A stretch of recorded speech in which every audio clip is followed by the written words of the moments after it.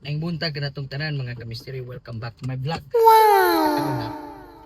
So ang topic na po nga itong iskutan karon kining gipanganlan o pugson ba? Na mga planos to kinabuhi mga kaigsunan na pugso nato sa di ganahan ng Ginoo. So tiyan ta mo mga kaigsunan, God's delay is not nga nag-ingon siya nga He forgets you.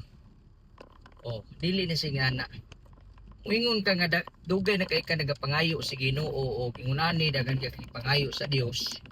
Ha? Pero pag itubag, ang delay sa Ginoo na siya nagpamatuod kalimtan kaniya. Sultian na lang yung ka mga kamisteri. Pugson nato ang mga butang nga dili ganahan ang Dios pagmahay ka.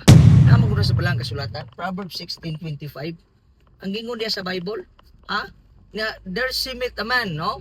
Nga naay dalan ang tao nga daw tama alang kaniya apan ang katapusan niya na kalaglagan. So kanang atong pagkadima-dimalas sa kinabuhi magkigsulat dili na tungod sa Ginoo.